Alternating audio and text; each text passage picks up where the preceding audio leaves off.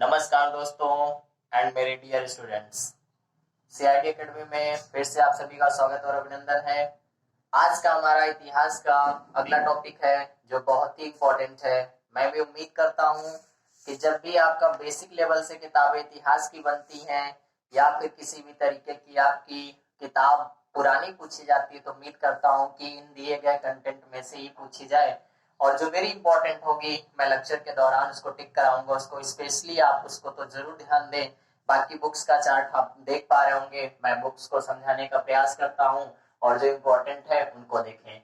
पहली हमारी जो किताब आती है, इधर मैंने लेखक लिखा है, इधर ग्रंथ लिखा है। इनसे रिलेटेड जो भी है क्वेश्चंस आपके बनते हैं उस तरीके से देखें। क्वेश्चन कैसे होगा, क्वेश्चन जैसे दे देगा पतंजलि के लेखक, यानी पतंजलि ने कौन सी पुस्तक लिखी है, वहां 4 विकल्प दे देगा, महाभाष्य, प्रबंध कोश, मुद्रा राक्षस, विक्रमांक देवचरित।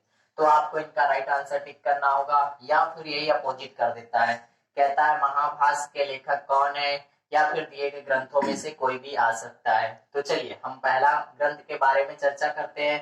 पहला ग्रंथ हमारा आता है, इधर मैंने लेखक लिखा है, इधर ग्रंथ लिखा है। तो आप जिस तरीके से आपको सुविधा लगे, अगर आप ग्रंथ से लेखक तैयार करना चाहते हैं तो अपोजिट करके तैयार कर लीजिएगा और लेखक से ग्रंथ तैयार करना चाहते हैं तो आप ऐसे ही याद कर सकते हैं।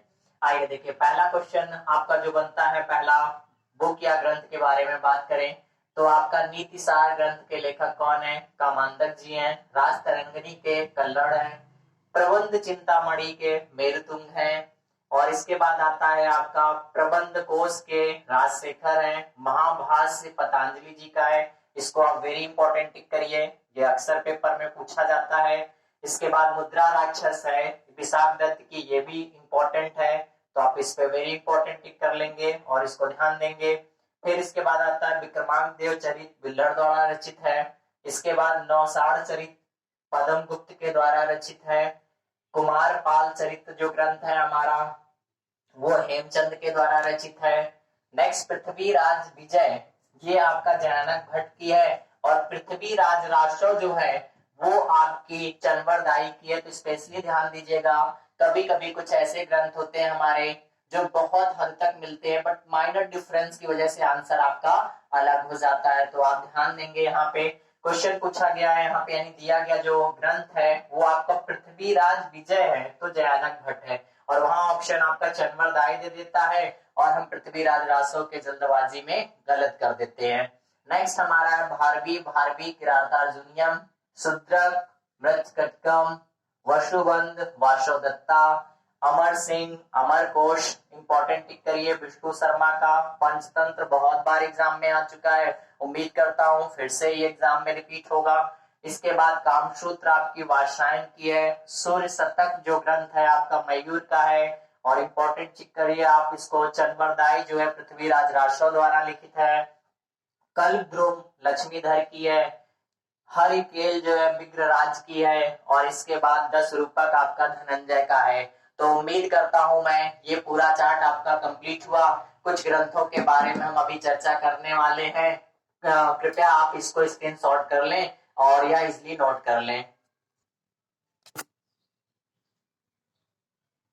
नेक्स्ट हमारे पास कुछ ऐसे ग्रंथ आते हैं जो राइटरों ने एक से अधिक ग्रंथों को लिखा है, उस श्रृंखला को भी हम देखते हैं।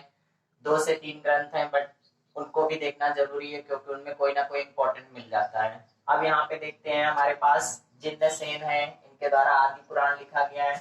महावीराचार्य द्वारा गणित सार संग्रह लिखा गया है। इसके बाद आपका हेम बर्मन आते हैं, इन्होंने मत्स्य विलास प्रश्न लिखा है। डांडी द्वारा काव्य दर्शन लिखा गया है। सोमदेव द्वारा 2 ग्रंथ लिखे गए हैं जिसमें ललित विग्रह, कीर्ति कौमुदी, जिसमें इंपॉर्टेंट आपका कीर्ति कौमुदी है, इसको ध्यान रखेंगे आप सभी। और इसके बाद वाण भट्ट का है, दोनों ही बहुत इंपॉर्टेंट हैं। हर्षचरित और कादम्बरी इनके महाकाव्यों की रचना में आते हैं और उस समय में ये काफी पूछे जाने वाले ग्रंथ या अच्छे ग्रंथ जानकारी के साधन माने गए थे हर्षवर्धन के समय में। तो मैं अभी जब आपका हर्षवर्धन का कार्य पढ़ाऊंगा तो वहां पे मैं आपको इनके ग्रंथों के बारे में अवगत कराऊंगा। चलिए इसके बाद देखिए अश्व घोष, इन्होंने बुद्ध चरित लिखा, सौंदरानंद लिखा, सरीपुत्र प्रकरण लिखा जिसमें बुद्ध चरित काफी इंपॉर्टेंट है। अभी इन ग्रंथों को बताने का हमारा मेन उद्देश्य ये है कि आने वाले समय में जो भी हमारे चैप्टर्स स्टार्ट होंगे उसमें जानकारी के साक्ष्यों के रूप में इन ग्रंथों का बार बार प्रयोग किया जाएगा। तो उम्मीद करता हूँ उस समय अगर मैं किसी भी ग्रंथ का नाम लेता हूँ तो आपको राइटर याद आ जाना चाहिए। चलिए नेक्स्ट आपके हर्षवर्धन है। हर्षवर्धन के भी ग्रंथ काफी इंपॉर्टेंट रहे हैं, जिसमें प्रियदर्शिका, रत्नावली काफी बार पूछा गया एग्जामिनेशन में। तो इनके द्वारा 3 ग्रंथ लिखा गया है, प्रियदर्शिका, रत्नावली, नागानंद। अब इसके बाद आ जाते हैं आपके भवभूति। इन्होंने 3 ग्रंथों की रचना करी जो इंपॉर्टेंट बनते हैं, मालती माधव, महावीर चरित और उत्तर रामचरित। तो इस तरीके से आप देख पा रहे होंगे कि ग्रंथों में इंपॉर्टेंट चीजें आ रही हैं। और आप अब देखेंगे सबसे बड़े कालिदास जी के बारे में। चलिए लास्ट कमिंग हमारे जो कुछ ग्रंथ और उनके लेखक। देखिए मेरुतुंग की 2 किताबें हैं आपकी या ग्रंथ हैं, थेरावली और प्रबंध चिंतामणि, जिसके बारे में हम प्रबंध चिंतामणि पहले चर्चा कर चुके थे, बट थेरावली इंपॉर्टेंट होने के नाते मैंने दोनों को साथ में लिख दिया है।